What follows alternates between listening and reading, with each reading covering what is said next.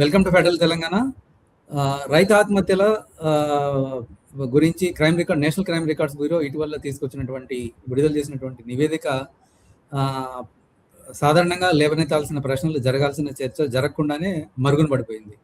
తెలంగాణ రాష్ట్రంలో కేవలం 43 మంది రైతులు మాత్రమే ఆత్మహత్య చేసుకున్నారని ఈ గణాంకాలు తెలిపిన నేపథ్యంలో ఇది సంతోషించాల్సిన విషయమేనా అంటే కాదు అని ఈ విషయంపై గ్రౌండ్లో పనిచేస్తున్న వివిధ సంఘాలు చెప్తున్నాయి. వ్యవసాయ సంక్షోభం యొక్క తీవ్రత సరిగ్గా అంచనా వేయడానికి రైతు ఆత్మహత్యలను సరిగ్గా నమోదు చేయడం తప్పనిసరి అనేది మనకు అందరికీ తెలిసిన విషయమే. మరి రైతులు తొందరపడి ప్రాణాలు తీసుకోవటం లేదని, అప్పుల ఊబి నుంచి బయటపడడానికి చేయాల్సిన అన్ని ప్రయత్నాలు చేసి విఫలమైన తర్వాతే చనిపోతున్నారని ఆయా కుటుంబాలను కలిసి వాళ్ళ సాధక బాధకాలను తెలుసుకున్న వాళ్ళు మనకు చెప్తున్న వాస్తవం.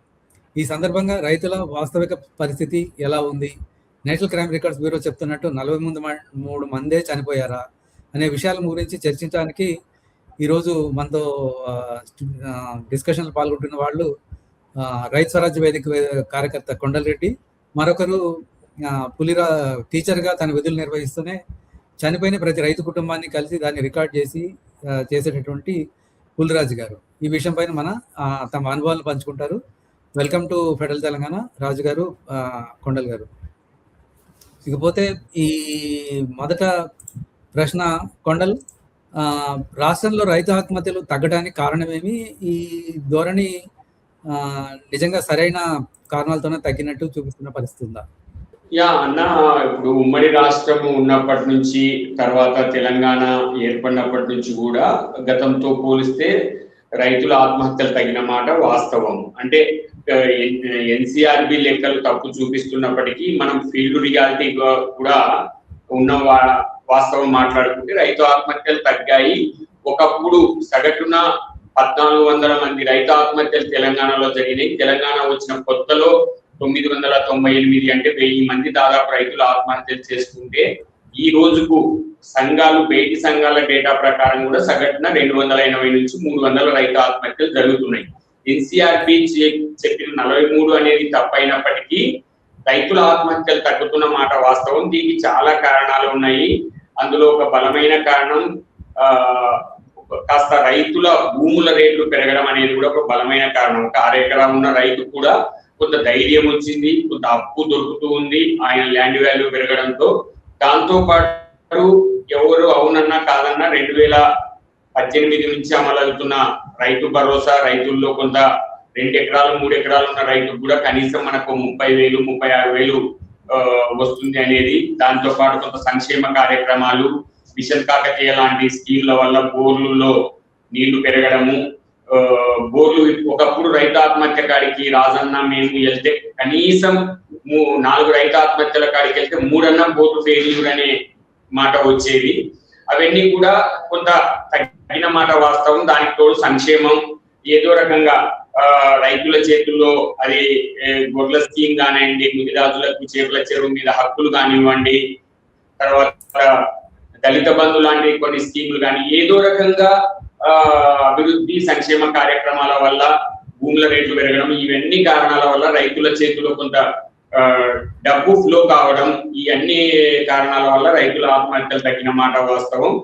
10 గుంటలు 20 గుంటలు ఉన్న రైతు కూడా కొంత అప్పు తెచ్చుకునే కెపాసిటీ పెరిగింది. ఆ రోజు ఏదైనా గొంతు మీదకి వచ్చినంత సమస్య వస్తే నా భూమి అమ్ముతాలే, రేటు పోతలే అనే ధైర్యం వచ్చింది.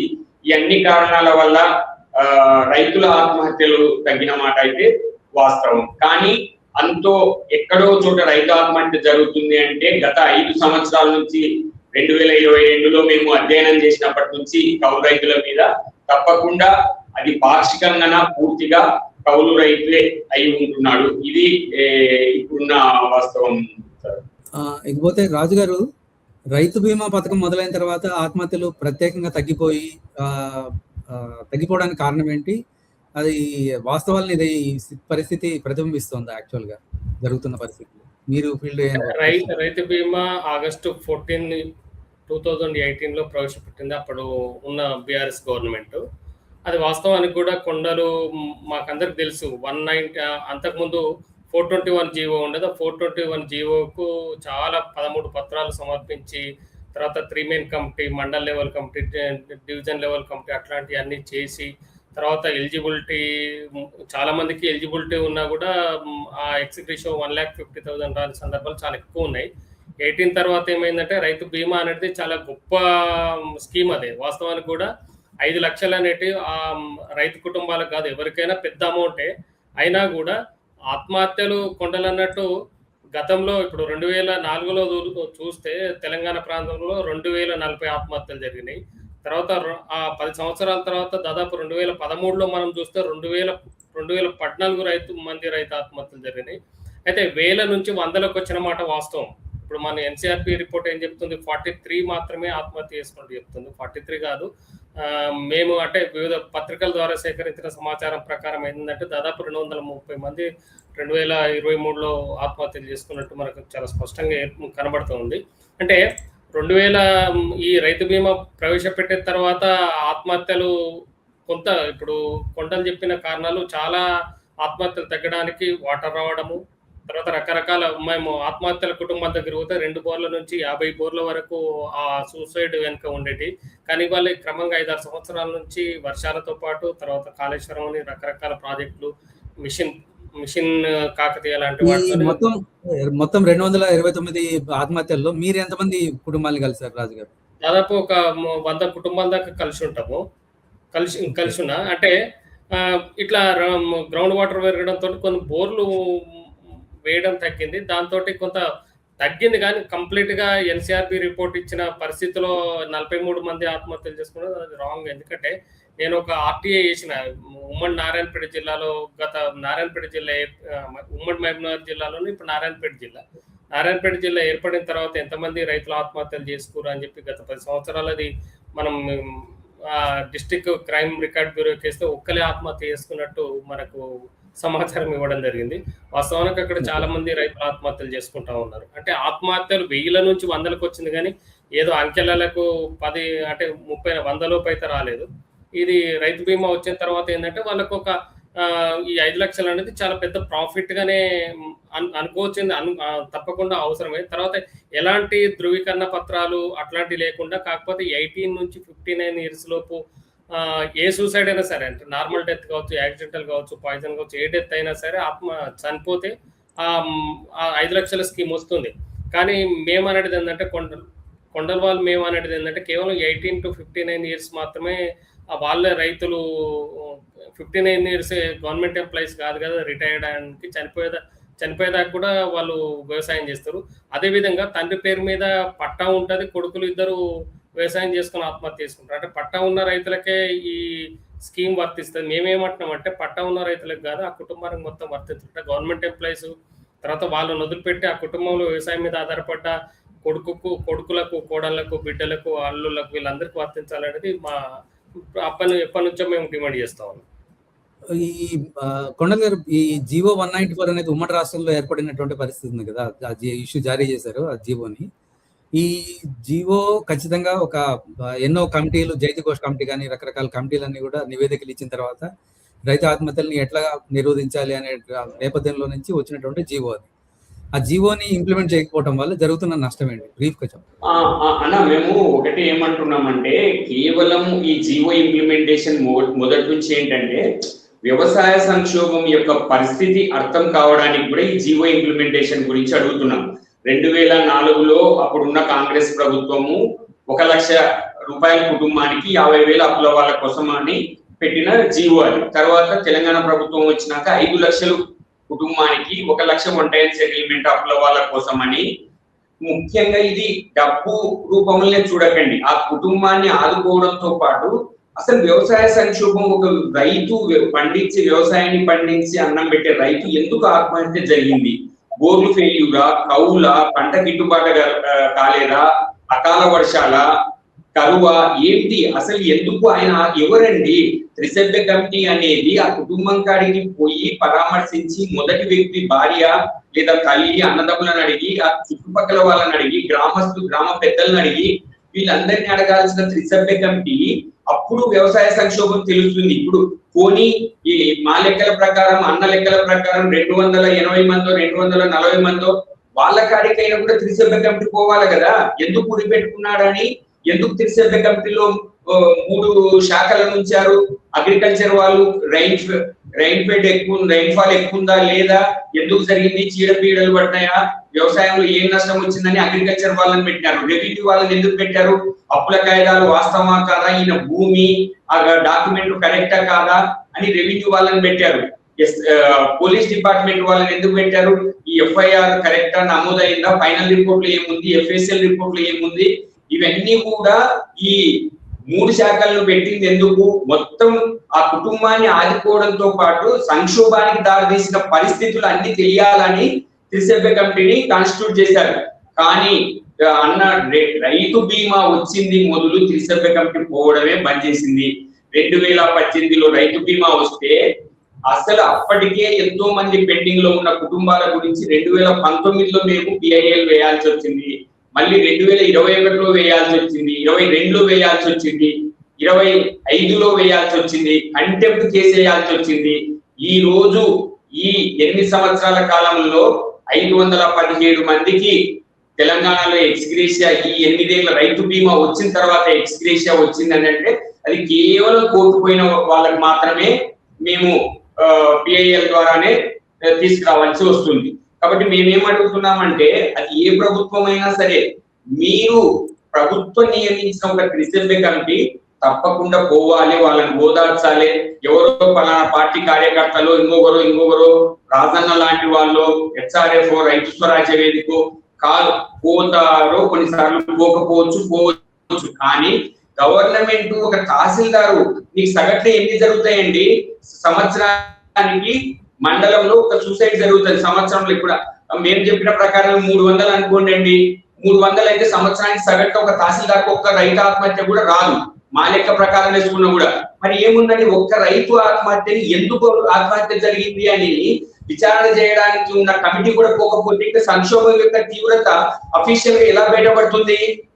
కాబట్టి మేము అనేది ఏంటంటే, మీరు ఆ కుటుంబాన్ని ఆదుకోవడంతో పాటు సంక్షోభం యొక్క తీవ్రత తెలియాలంటే తప్పకుండా ఈ కాన్స్టిట్యూట్ చేసిన త్రిసభ్య కమిటీ అక్కడికి వెళ్ళాలి. కోర్టు కూడా గట్టిగా చెప్పింది, ఎస్ త్రిసభ్య కమిటీ అనేది ఒకటి పోవాలని. మీరు వ్యవసాయ కమిషన్ కానీ ఎవరినైనా ఒకటే కోరుతున్నాం, ఎందుకు పోదు త్రిసభ్య కమిటీ? ఇంకొకటి అన్న లాస్ట్ మాట ఏమంటే, మీరు ఒక గతంలో ఏ ప్రభుత్వాలు వచ్చినా కూడా ఇంతకు ముందు ప్రభుత్వంలో జరిగిన రైతు ఆత్మహత్యలను రీఎంక్వైరీ చేయించే ఆనవాయితీ తప్పకుండా ఉంది. అంటే ఆ ప్రభుత్వంలో అన్యాయం జరిగింది మాకు అంటే రీఎంక్వైరీ చేపిస్తారు. ఇక్కడ ఉన్న అప్పుడు ఉన్న గవర్నమెంట్ కానీ, ఇప్పుడు వేరే రాష్ట్రాల్లో ఉన్న గవర్నమెంట్ కానీ రీఎంక్వైరీ చేపిస్తాయి. మనం అదే అడుగుతున్నాం, ఒక 1000 మందికి రీఎంక్వైరీ చేసి మీరు 6 లక్షలు లాగించినా కూడా 60 కోట్ల రూపాయలే కదా. సంక్షోభం ఎందుకు జరుగుతుంది అని మీకు అఫీషియల్ గా తెలుస్తుంది కదా. ఒక త్రిసభ్య కమిటీ మీ ముందర ఒక రిపోర్ట్ పెడుతుంది, ఇది సంక్షోభము, దీన్ని పరిష్కరిస్తే రైతుల ఆత్మహత్యలు తగ్గుతాయి అని ఒక అఫీషియల్ గా ఒక రిపోర్ట్ మీ కాడికి వస్తుంది. దాన్ని చెప్పమంటే రైతు ఆత్మహత్యలు మా ప్రభుత్వం ఉన్నప్పుడు ఎక్కువ నెంబర్ కానొస్తాయేమో, అవతల వాళ్ళు ఉన్నప్పుడేమో బాగా చెప్పేది, మళ్ళీ మేము వచ్చేసరికి మా ప్రభుత్వంలో లేవు అనుకుంటూ ఉండేది. ఎందుకు తగ్గుతాయి? ఏమి పలానా విషయం వచ్చి చెప్తే తగ్గుతాయని ఏం చెప్తున్నారు? ఆత్మహత్యల్లో 80% మా నివేదిక 1-2 సార్లు చెప్తే మీరు 2.5 సంవత్సరాలు అయింది కౌలు రైతుల గురించి ఒక్క ముచ్చట ముందుకు పోలే. ఇంకా రైతుల ఆత్మహత్యలు ఎందుకు ఆగుతాయి? ఇందాక మేము అన్న చెప్పాం కదా, భూమి ఉన్నోళ్లకు కొంత భరోసా ఉంటుంది, ఆత్మహత్యలు తగ్గినాయి. మళ్ళీ భూమి లేని ప్యూర్ కౌలు రైతులు, వాళ్ళకి వ్యవసాయం తప్ప వేరే తెలియక కౌలుకే పట్టుకుంటూ చేస్తున్న ఆత్మహత్యలకు మీకు ఎలా బయటపడతాయి? వాళ్ళకి బీమా రాదు, వాళ్ళ కాడికి త్రిసభ్య కమిటీ పోదు. అటువంటిప్పుడు నీకు సంక్షోభం ఎలా తెలుస్తుంది? కౌలు రైతులు ఆత్మహత్య చేసుకుంటున్నారన్న విషయం నీకు అఫీషియల్ గా ఎలా తెలుస్తుంది? కాబట్టి ఆ కుటుంబాలను ఆదుకోవడంతో పాటు సంక్షోభం తీవ్రత బయట తెలుస్తుంది ప్రపంచానికి అఫీషియల్ గానే. మేము త్రిసభ్య కమిటీ పోవాలి అని పదే అడుగుతున్నాము. ఇకపోతే త్రిసభ్య కమిటీ పోవడం లేదు కాబట్టి ఎలాంటి అసలు ఏ కారణాల వల్ల రైతులు ఆత్మహత్యలు చేసుకుంటున్నారు అనేది తెలియనటువంటి పరిస్థితి అయితే ఉంటుంది. దీనికి ఒకనొక మిగతా పంటల బీమా లేకపోవడం అనేది కూడా ఒక కారణంగా తెలుస్తోంది. దీనికి పంటల ప్రణాళిక లేకపోవడం అనేది కూడా మరింత తోడవుతున్నటువంటి పరిస్థితి అయితే ఉంది. దీని పరిష్కారం ఏమంటారు రాజు గారు? అంటే ముఖ్యంగా అండి, ప్రపంచంలో ఏ వస్తువు ఉత్పత్తి చేసినా ఆ వస్తువు ఉత్పత్తిదారుడు మాత్రమే ధర నిర్ణయించే పరిస్థితి ప్రపంచంలో ఎక్కడైనా ఉంది. కేవలం వ్యవసాయ రంగానికి సంబంధించిన అన్ని రకాల పంటలు దాదాపు దేశంలో 600 రకాల పంటలు పండిస్తారు. 600 రకాల పంటలు కేవలం 22 రకాల పంటలకు మాత్రమే తూతూ మంత్రంగా కేంద్ర ప్రభుత్వం ధర నిర్ణయిస్తుంది. అంటే ముఖ్యంగా మనం చూసినాం మన ఈ కాంప్లెక్స్ లాంటి ఎరువులను 300-400 ఒక్కొక్క బ్యాగ్ 300-400 రూపాయలు ఎక్కువ పెంచారు. కేవలం 73-74 రూపాయలు వరి క్వింటాల్కు పెంచారు. అంటే తూతూ మంత్రంగా మాత్రమే పెంచుతా ఉన్నారు.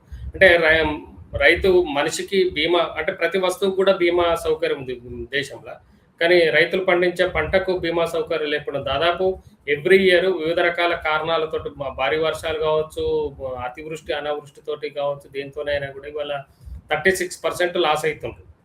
ఆ లాస్‌ను ఫుల్‌ఫిల్ చేయాలంటే తప్పకుండా బీమా సౌకర్యం ఉండాలి. బీమా సౌకర్యం కూడా మేము ఏం అడుగుతున్నాం, గతంలో కూడా ఒక ఆ కుటుంబాన్ని బేస్ చేసుకొని బీమా సౌకర్యం ఉండాలి. అంతకుముందు ఏముంటుందంటే ఒక జిల్లాలో అంటే గతంలో జిల్లాలు చూస్తే దాదాపు 300 కిలోమీటర్ల దూరంలో అటు చివరి నుంచి ఇటు చివరికి 300 కిలోమీటర్లు, 250 కిలోమీటర్ల దూరం ఉంటుండే. అంటే 250 కిలోమీటర్ల దూరంలో ఈ వర్షపాతం వ్యత్యాసం ఉంటది. అంటే ఒక కిలోమీటర్ దూరంలో వ్యత్యాసం ఉంటది. అట్లాంటిది పంటల బీమా అనేది ఒక రైతును బేస్ చేసుకొని పంటల బీమా ఉండాల్సిన అవసరం ఉంది.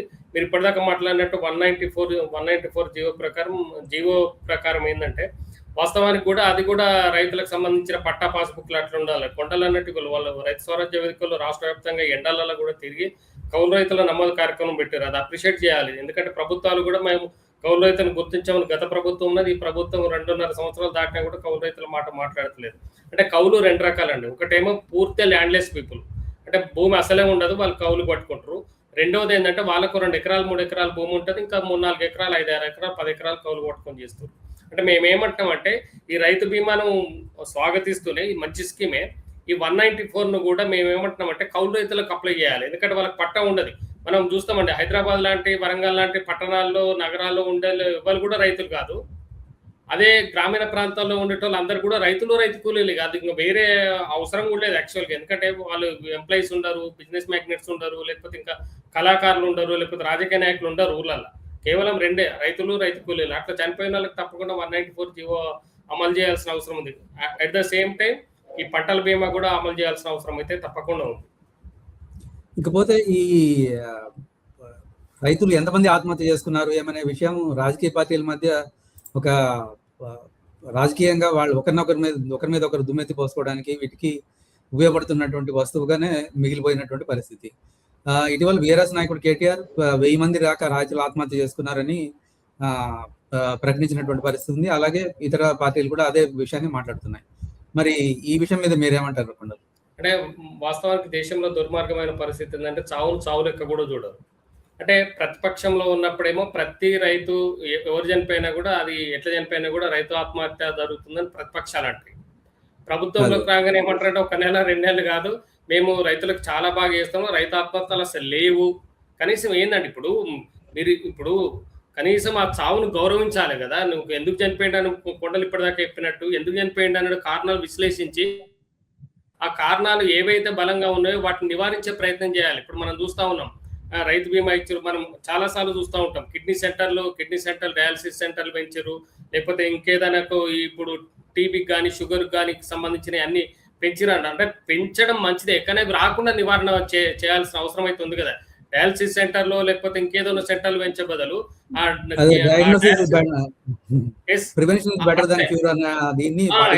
అదే కదా ఇప్పుడు రైతులు ఆత్మహత్య చేసుకోకుండా ఉండాల్సిన ప్రికాషన్స్ మనం తీసుకోవాలి కదా. అంటే ప్రభుత్వంలో ఉన్నప్పుడు ఒక మాట, ప్రభుత్వం నుంచి ప్రతిపక్షంలోకి రాగానే ఇమీడియట్ గా ప్రతి ఆత్మహత్య కూడా రైతు ఆత్మహత్యగా చిత్రీకరించడం అనడము. తర్వాత ప్రతిపక్షం నుంచి గవర్నమెంట్ లోకి అంటే దేశవ్యాప్తంలో మన రాష్ట్రం మేము ఏమంటామంటే రైతు ఆత్మహత్య గుర్తించండి. అదే రాజు గారు ఇదే కొండలు వాళ్ళకి సంబంధించిన సంస్థ వాళ్ళు ఈ విషయం మీద బీఆర్ఎస్ ఇంతకు ముందు అంటే కాంగ్రెస్ పార్టీ అధికారంలోకి వచ్చి కేవలం 100 రోజులు కూడా కాకముందే రకరకాల 229 మంది దాకా 63 మంది దాకా రైతులు ఆత్మహత్య చేసుకున్నారని రకరకాల జాబితాను విడుదల చేయడం జరిగింది. అయితే దానిలో కరెంట్ షాకులతో చనిపోయిన వాళ్ళు రకరకాల వాళ్ళు ఉన్నారని కూడా అప్పట్లో కొండలు వీళ్ళకి సంబంధించినటువంటి వాళ్ళు ఇచ్చిన సమాచారాన్ని బట్టి మీడియా కవర్ చేసినటువంటి పరిస్థితి ఉంది. ఇకపోతే కొండల్ గారు ఈ ధరల స్థిరీకరణ నిధి లేకపోవటము, లేకపోతే వీటన్నిటిని వల్ల జరుగుతున్న పరిస్థితి ఏంటి? అసలు రాష్ట్రంలో ఏ పంటకు గిట్టుబాటు ధర వస్తున్నటువంటి పరిస్థితి అయితే లేదు. దీని మీద ఎటువంటి చర్యలు తీసుకుంటే బాగుంటుంది అంటారు ప్రభుత్వం? అదే సార్, ఇప్పుడు సమగ్రంగా ఆలోచన చేస్తే తెలంగాణ రాష్ట్రంలో వ్యవసాయ బడ్జెట్ కు పెట్టుబడి మీద ఖచ్చితంగా రైతుల ఆత్మహత్యలు మరింత నివారణ చేయవచ్చు తప్పకుండా. ఎందుకంటే బడ్జెట్ అలా పెడుతున్నారు. ఇప్పుడు సార్ 2-3 విషయాలు సార్. ఇప్పుడు రైతు భరోసా ఎవరికి ఇవ్వాలి అని మంత్రివర్గ ఉపసంఘం కన్సల్టేషన్స్ చేసింది. హెలికాప్టర్లలో వెళ్ళి మరి కన్సల్టేషన్స్ చేసింది. అందరూ ముక్త కంఠంతో చెప్పారు 10 ఎకరాల కంటే మించిన వాళ్లకు అవసరం లేదు. ఆ 10 ఎకరాలకు కూడా ఒక స్లాబ్ పెట్టి మీకు 20 ఎకరాలు 30 ఎకరాలు ఉన్న రైతుకు కూడా 10 ఎకరాల వరకు ఇవ్వండి అని అందరూ చెప్పారు. కౌలు రైతులకు ఇవ్వమని చెప్పారు. అది పక్కకు పడేశారు వీళ్ళు. మళ్ళీ అంత మంత్రివర్గ ఉపసంఘం పోయి చేసినది ఏమైంది? తర్వాత ఒక పంటల ప్రణాళిక లేదు సార్. ఇప్పుడు పత్తి, మిర్చి ఎక్కువ ఉన్న ఏరియాలో రైతుల ఆత్మహత్యలు ఎక్కువ జరుగుతున్నాయి. సేమ్ జొన్నలు ఎక్కువ పండించే ఏరియాలో రైతుల ఆత్మహత్యలు తక్కువ ఉన్నాయి. ఏదైతే జహీరాబాదు, కామారెడ్డి, నిజామాబాదు, ఆర్మూరు ఈ ఏరియాలో జొన్నలు ఎక్కువ పండే బెల్ట్ అంతా రైతుల ఆత్మహత్యలు తక్కువ ఉన్నాయి. జొన్నలకు దాదాపు 3,699 రూపాయలు, అంటే 3,700 రూపాయల ఎంఎస్పీ ఉంది. మరి అటువంటి పంటలను మీరు పబ్లిసిటీ, పంటల ప్రణాళిక, ఇప్పుడు అందరు మీరు ఒక వరికి 500 బోనస్ ఇస్తాము అంటే అందరు వరి వైపే పోతారు. వరి ఎవరికి పండుతాయి? పూర్తి ఇరిగేషన్ ఉన్న వాళ్ళకి వరి వండే అవకాశం ఉంటది. మిగతా పంటలను ఆలోచన చేయండి. పంటల ప్రణాళిక ఒకటి ఏర్పరిచి దాని ప్రకారం కూడా ఈ పంటలో నీకు ఒక మంచి నికర లాభం ఉంటుంది అని చెప్పండి. ఇంతకుముందు 2014లో 15లో మీరు పత్తి బంద్ చేయండి అని అప్పుడున్న ముఖ్యమంత్రి గారు చెప్పారు. కానీ ప్రత్యామ్నాయ పంట ఏంది అని జనం కందులు వేస్తే మన కాడ కందులు కొనక పక్కన కర్ణాటక పోయి అమ్ముకోవాల్సి వచ్చింది. కాబట్టి ఏదైనా ఒక సమగ్రంగా థింక్ చేసి ఈ పంటలు వేయండి, కనీసం మీకు పూర్తి నష్టాల్లోకి వెళ్ళిపోరు అని ప్రభుత్వం ఒకటి ప్రకటించాలి. ధరల స్థిరీకరణ నిధి తప్పకుండా అవసరం. ముఖ్యంగా మిర్చి లాంటి దాంట్లో అయితే చాలా ఇబ్బంది వస్తుంది. అసలు మిర్చిలో అయితే ఈ మధ్య మహబూబాబాదు, ఖమ్మం అటువైపు ఎందుకు రైతుల ఆత్మహత్యలు పెరిగిపోతున్నాయి, ఎందుకు పరకాల వైపు అంటే మిర్చి రైతులు తీవ్రంగా నష్టపోతున్నారు ఈ ధరల ఫ్లక్చుయేషన్ వల్ల. ఒక్కొక్కసారి ఇప్పుడు సోయాబీన్, మొక్కజొన్న, జొన్నలు కొనడం కూడా ఇబ్బంది అవుతుంది. నిన్న మొన్నటి నుంచి మేము ఒకటే ఫాలో అప్ చేస్తున్నాము. జొన్నలు పండించిన జొన్నలు అమ్ముకోవడానికి కూడా ఇబ్బంది ఉంది. 18 క్వింటాలు 19 క్వింటాలు సగటున జొన్నలు ఈళ్లు తెచ్చుకుంటే రైతులు కష్టపడి శ్రమపడి 10 క్వింటాల కంటే ఎక్కువ కొనమని మార్కెట్ గైడ్ లైన్స్ ఇస్తుంది. కాబట్టి పండించిన పంటలను కొనడము, ఏదైనా రైతుకు అనుకోని పరిస్థితిలో నష్టం వస్తే బీమా లాంటిది రైతులను ఆదుకోవడము, ఇవన్నీ కూడా ఉండాలి. ఇంతకుముందు రాజన్న అన్నట్లు మేము మొదటి నుంచి చెప్తున్నాం, రేపు జూన్ 2 తెలంగాణ ఏర్పడిన రోజు నుంచి ఇందిరమ్మ సార్వత్రిక బీమా అని ఈ ప్రభుత్వం తీసుకొస్తామని చాలా పబ్లిసిటీ ఇస్తుంది. ఎస్ ఫైన్, కానీ మీరు కుటుంబ యజమాని ఒక్కరే చనిపోతే, అంటే ఉదాహరణకు చెప్తున్నాను, ఇప్పుడు ఈ ప్రభుత్వం వచ్చిన నుంచి రేషన్ కార్డు మహిళలు పెడుతూ ఇస్తుంది. ఆ ఇంట్లో మగ ఆయన చనిపోతే ఈ పథకం వర్తించదా? ఒకవేళ ఆ కుటుంబంలో ఇందాక అన్నట్లు ఏదైనా స్కీము ఆ కుటుంబంలో యజమానిని గాని, ఆ కుటుంబంలో భూమిని గాని కాకుండా ఆ కుటుంబంలో 18 సంవత్సరాలు దాటిన ఎవరు చనిపోయినా సమగ్రంగా ఆ స్కీమ్. ఎందుకండి కొడుకు చనిపోతే తల్లిదండ్రులు ఆ కొడుకు మీద ఆధారపడి ఉన్నోళ్ళు సమస్యలోకి వెళ్ళరా, సంక్షోభంలోకి వెళ్ళరా? కాబట్టి ఈ బీమాలో ఒకసారి సమగ్రంగా దీని మీద పనిచేస్తున్న సంస్థలతోని, వ్యక్తులతోని కూడా మాట్లాడాలి. ఇంతవరకు దాని గైడ్ లైన్స్ లేదు. ఇక 4 రోజులే ఉంది మనకు, జూన్ 2. ఆ రోజు ఇందిరమ్మ సార్వత్రిక బీమా అంటున్నారు, కానీ దాని గైడ్ లైన్స్ కూడా ఈ రోజు వరకు మనకు తెలియదు. కాబట్టి పంటల ఇందాక అన్నట్టు మనం రైతు బీమా గురించి ఆలోచిస్తున్నాము, కానీ పంటల బీమా మాత్రం మరీ అన్యాయంగా ఉందండి. 2020 నుంచి దాదాపు తెలంగాణలో పంటల బీమా అనేది లేకుండా పోయింది. ఎప్పుడో ఒక్కసారి ఎకరాకు 10,000 లాగా నష్టపరిహారం అంటున్నారు. 2025లో రిలీజ్ అయిన 5 జీవోలు ఈయనే ఆఫీసులోనే ఉన్నాయి. 5 జీవోలకు ఇంతవరకు డబ్బులు రిలీజ్ చేయలే. ఇక నువ్వు ఉదాహరణ చెప్తానన్నా, ఒక కౌలు రైతు పోయిన సంవత్సరం కౌలు బట్టి ఉంటే ఈ వచ్చే సంవత్సరం ఆయనకు నష్టపరిహారం బట్టి ఓనర్ ఇస్తాడు. ఇంకా ఆయనకు ఇప్పుడు ఓనర్ ఎవరో కౌలుదారుడు ఎవరో అవుతాడు 2 ఏళ్ల తర్వాత. కాబట్టి చాలా ప్రతి చిన్న విషయంలో మేము ఈ మధ్య ఫీల్డ్లోకి దిగి సర్వే చేస్తున్నాం. ప్రతి చిన్నది పెద్దది పంట నష్టం కానుంచి ఎంఎస్పి వరకు ప్రతి దాంట్లో కౌలు రైతు నష్టపోతున్నాడు. కాబట్టి కౌలు రైతుల గురించి ప్రత్యేకంగా ఆలోచన చేయాలి. సంక్షోభంలో ఉన్న వాళ్ళ గురించి ఎక్కువ థింక్ చేయాలి. వాళ్ళని సంక్షోభంలోంచి బయటకు తీసుకొస్తే మిగతా వాళ్ళు కూడా ఆటోమేటిక్ గా అత్యంత బలహీన సంక్షోభంలోంచి బయటపడితే మిగతా వాళ్ళందరూ బయటపడతాడు. ఇప్పుడు వ్యవసాయంలో అత్యంత బలహీనమైన వ్యక్తి అంటే కౌలు రైతు. అతన్ని సంక్షోభం నుంచి బయటికి రండి, మిగతా చిన్న సన్నకారు రైతులు కూడా ఆటోమేటిక్ గా బయటికి వస్తారు. కాబట్టి సమగ్రంగా ఆలోచన చేస్తే తెలంగాణలో తప్పకుండా ఆత్మహత్యలను మరింత తగ్గించవచ్చు. కొండల్ ఈ అంటే దీనివల్ల మీరు చెప్తున్నటువంటి విషయాల్లో మొత్తంగా చూసినప్పుడు ప్రైవేట్ అప్పులు మాత్రమే రైతులు, కౌలు రైతులు వీళ్ళందరూ కూడా ఆధారపడాల్సినటువంటి పరిస్థితి ఏర్పడింది. కాబట్టి ప్రభుత్వాలు ఈ ఇచ్చేటటువంటి అప్పుల్ని వీటిని కూడా ప్రాధాన్యత రంగానికి ఖచ్చితంగా ఇవ్వాల్సిన అవసరం ఉందనేటువంటిది చాలా స్పష్టమవుతుంది మనకి ఇక్కడ. ఇకపోతే అసలు ఈ రైతుల ఆత్మహత్యలు మీకు వస్తున్నటువంటి సమాచారం అసలు పైన రాష్ట్రానికి లేదా కేంద్ర ఎన్సీఆర్బికి వెళ్ళేటప్పటికి ఎందుకు ఆ తేడా వస్తుంది? మీరేమో 299 29 అని సారు, 269 అని మీరు, డిఫరెంట్ డేటా వస్తుంది. ఏదైనా కానీ 43 మంది అయితే కాదు అనేటటువంటిది చాలా స్పష్టంగా 100 మంది కుటుంబాలని సారు ప్రత్యేకంగా తాను స్వయంగా కలిశారు. వాళ్ళందరూ కూడా రైతులు వ్యవసాయంలో అప్పులు పాలయ్యి చనిపోయారు అనేది చాలా క్లియర్ గా ఉంది మనకి ఇక్కడ. మరి డేటాలో తేడా ఎందుకు వస్తుంది అంటారు రాజు గారు? అంటే ముఖ్యంగా అండి రైతు బీమా వచ్చిన తర్వాత చాలా వరకు అంటే వాళ్ళకి గైడ్ లైన్స్ వాస్తవానికి కూడా అధికారుల గైడ్ లైన్స్ ఏమున్నాయో మన కొండలు ఇంతకుముందు చెప్పినట్టు ఈ 3-man కమిటీ అప్పుడు గత ప్రభుత్వంలో కావచ్చు 2004లో వేసిర్రు 3-man కమిటీ మండల స్థాయి, డివిజన్ స్థాయి. వాళ్ళు కూడా వాళ్ళకి ఏం ఇన్ఫర్మేషన్ ఉందో ఏమో తెలియదు కానీ వాస్తవానికి కూడా ఎవరు కూడా రైతు ఆత్మహత్యగా ఫస్ట్ ఎఫ్ఐఆర్ రిపోర్టు ముఖ్యంగా అంటే మన తెలంగాణ విషయానికి వస్తే ఈ రైతు బీమా ఎప్పుడైతే వచ్చిందో అప్పుడు చాలా మంది ఈ ఎఫ్ఐఆర్ అంటే పోస్ట్ మార్టం చేయడం తగ్గింది. అంటే నారాయణపేట లాంటి, మహబూబ్నగర్ లాంటి జిల్లాల్లో చాలా వరకు నేను పోతున్నా కదా, వాళ్ళు మ్యాక్సిమం పోస్ట్ మార్టం రిపోర్ట్ లేకుండానే చూస్తున్నారు, చేయకుండానే చూస్తున్నారు. అట్లా వాళ్ళ గైడ్ లైన్స్ వాళ్ళు పట్టా ఉంటే ఎలా వస్తుంది, పట్టా లేకపోతే నువ్వు ఎన్ని పోస్ట్ మార్టం చేయించినా రాదు. కాబట్టి అదొకటి నిర్లక్ష్యము.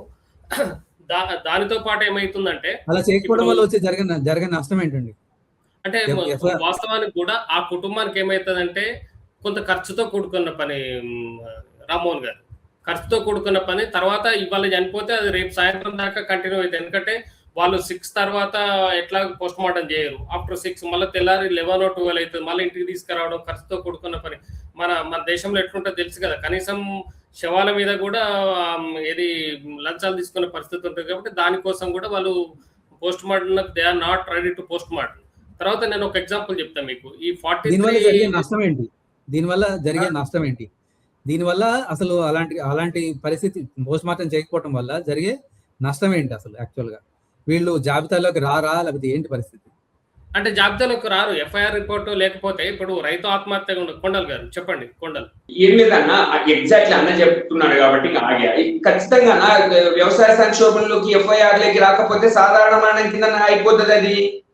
ఇప్పుడు దేశవ్యాప్తంగా వస్తున్న సమస్యనే అది కదా. నేను దేశంలో అన్ని రాష్ట్రాలకు దాదాపు ఆర్టీఐ చేస్తానన్నా, స్టేట్ క్రైమ్ రికార్డ్స్ బ్యూరోకు.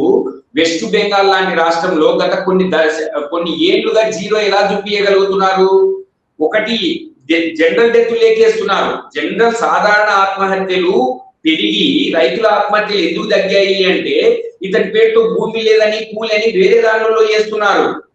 ఆత్మహత్యల సంఖ్య పెరగవచ్చు కానీ రైతుల ఆత్మహత్యల సంఖ్య తగ్గినట్లు చూపిస్తే డిస్కషన్ అంతటితో క్లోజ్ అవుతుంది. అన్నట్లు ఎఫ్ఐఆర్ చేయకపోతే ఆత్మహత్యకు సాధారణ మరణానికి తేడా ఎఫ్ఐఆర్ ఒకటే కదా మన కాడ. మనం ఎంతమంది చెప్తే అది ఆత్మహత్యకి కౌంట్ కాదు. అదే ఏదైనా వ్యవసాయ సంక్షోభాన్ని మరుగున పరిచేటటువంటి పరిస్థితి ఉందంటారు. రాజు గారు చెప్పండి. అంటే ఈ సందర్భంగా ఒక విషయం చెప్పదలుచుకున్నాం. మనకు 2004లో ఓన్లీ 43 మెంబర్స్ సూసైడ్ చేసుకున్నట్టు తెలంగాణ వ్యాప్తంగా 33 జిల్లాలో, నాటి హైదరాబాద్ మినాయిస్తే దాదాపు 32 జిల్లాల్లో 43 మంది ఆత్మహత్య చేసుకున్నట్టు మనకు నేషనల్ క్రైమ్ రికార్డ్స్ బ్యూరో చెప్పింది. నేను 2004కు సంబంధించి కొండలు తెలుసు. దౌలతాబాద్ మండలం, ఇప్పుడు రాయపాల్ మండలం ఎల్కల్ లేదా ఎల్కంటి అనే గ్రామం ఉన్నది అక్కడ. అక్కడ కేవలం 2024లా 9 ఫార్మర్స్ ఆత్మహత్య చేసుకున్నట్టు ఆ స్థానిక పిఎస్ పోలీస్ స్టేషన్ నాకు రిపోర్ట్‌తో సహా, అంటే ఎఫ్ఐఆర్ రిపోర్ట్‌తో సహా what is the reason of the suicide అంటే అందరూ 9 మంది రైతులే. వాళ్ళకేంది పెట్టుబడి లాస్ అయింది, తర్వాత పంటలు ఎండిపోయినాయి, ఇట్లాంటి అన్ని కారణాలతోని, ఇంత పెద్ద కారణాలతోని ఒక 5-6 లైన్‌లతోటి వాళ్ళ ఎందుకు సూసైడ్ చేసుకోవాల్సిందని చెప్పి కంప్లీట్‌గా వాళ్ళు రాసిచ్చారు. అవి మరి పరిగణలోకి వస్తే కేవలం ఒకటే గ్రామంలో 9 మంది ఒకటే సంవత్సరంలో 2024లో ఆత్మహత్య చేసుకుంటే అట్లా ఎన్ని జరిగి ఉంటాయి? అంటే ఎందుకు మరుగున నేనేమంటా అంటే ఏదైతే రీజన్ ఉందో అది బయటకు చెప్పండి. చెప్తే తప్పులేదు. మనం చెప్తే ఏమైతుందంటే మనం దాన్ని ప్రివెన్షన్ చేసుకోవచ్చు కదా. అట్లా కాకుండా చచ్చిపోయిన లెవెల్ రైతులు కాదు, వాళ్ళు ఏదో బిజినెస్ మ్యాగ్నెట్స్ లెక్క, లేకపోతే ఇంకెవరో లెక్క అని నేను ఏమంటున్నా అంటే చావును ఏదైతే మనం దాన్ని ఒక ఉత్సవం కూడా అనం కానీ ఒక గౌరవంగా మనం దాన్ని అయ్యో పాపం అని అంటాం కదా. అట్లాంటిది మీరు తప్పకుండా రైతే అని చెప్పండి. అట్లా చెప్పాలి. మొత్తంగా ఈ జాబితాలో అసలు మహిళలు పూర్తిగా లేకపోవడానికి గురించి ఏమంటారు రాజు గారు? కానీ దుర్మార్గం ఏంటంటే దేశంలో మనది మాతృస్వామిక కుటుంబం నుంచి పితృస్వామిక కుటుంబాల్లో ఉన్నాం మన భారతదేశంలో ముఖ్యంగా. అంటే మనం అంటే మనుషులుగా మహిళలను గుర్తించడం, మనుషులకు గుర్తించడే చాలా కష్టం మనం. అంటే యాజ్ ఎ మెన్గా. తర్వాత ప్రభుత్వం కూడా ఏంటంటే ఇప్పుడు రైతు భార్య, మగ రైతు తన భార్య రైతు కాదా? ఇట్లా ఎవరిని కూడా కనీసం మేమేమంటామంటే కేవలం మొగోళ్ళే రైతులు కాదు. మీకు ఒకటి నిజం చెప్పాలండి, కొండల్ గారికి బాగా ఆత్మహత్య చేసుకున్న ఏ రైతు కుటుంబంలో మగ రైతు ఆత్మహత్య చేసుకుంటే 99% 90% వ్యవసాయాన్ని కొనసాగించిన కుటుంబాలు ఉన్నాయి. ఏ కారణం చేతైనా వాళ్ళు వ్యవసాయం మొత్తం బంద్ చేసుకుంటే తప్ప, హైదరాబాద్ లాంటి పట్టణాలకు వచ్చి బతికితే తప్ప. కానీ మహిళా రైతు ఆత్మహత్య చేసుకున్న కుటుంబాలు ఎవ్వరు కూడా వ్యవసాయాన్ని కొనసాగించారు. అంటే వ్యవసాయానికి భూమి ఎంత ఇంపార్టెంటో మహిళ కూడా అంత ఇంపార్టెంట్.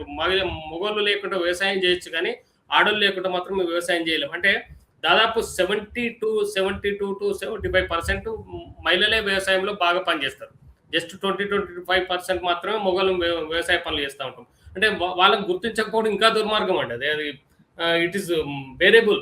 అంటే అటు ప్రభుత్వం కానీ సమాజం కానీ లేడీస్ గుర్తించకపోవడం, మహిళా రైతులకు గుర్తించకపోవడం చాలా దుర్మార్గం. చాలా మంది 2024లో దాదాపు 8 నుంచి 10 మంది రైతులు ఆత్మహత్య చేసుకున్నారు, మహిళా రైతులు. వాళ్ళు అసలు వాళ్ళ పేరే లేదు. ఓకే, ఇది ఫీల్డ్ లో మీరు గమనించినటువంటి సంఖ్య.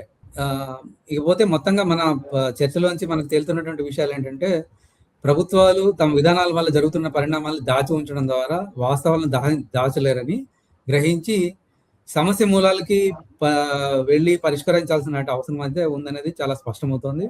వాటిని మరుగునపరిచి దాచిపెట్టడం ద్వారా రాజకీయ మనుగడకు ప్రమాదం వస్తుంది, మనకు ఉపయోగపడుతుందమా అనేటటువంటి భ్రమని వదిలిపెట్టి సరైన చర్యలు తీసుకొని రైతుల ఆత్మహత్యలు నివారించడానికి, నిజంగా నివారించడానికి సరైన పని చేయాల్సిన అవసరం ఉంది అనేటువంటి విషయాన్ని మనం ఇక్కడ గుర్తించాల్సిన అవసరం ఉంది. ఆ రకంగా ప్రభుత్వాలు సరైన చర్యలు తీసుకునేటటువంటి వైపుగా రైతులు, రైతు సంఘాలు, సివిల్ సొసైటీ అందరూ కూడా ప్రయత్నించాల్సిన అవసరం ఉంది అనేది మనకు ఇక్కడ స్పష్టమవుతుంది. ఈ డిస్కషన్లో పాల్గొని మీ విలువైన సమయాన్ని కేటాయించినందుకు థ్యాంక్ యూ కొండల్ గారు, పుల్రాజు గారు. Thank you. నమస్తే. థ్యాంక్ యూ అన్న. Thank you.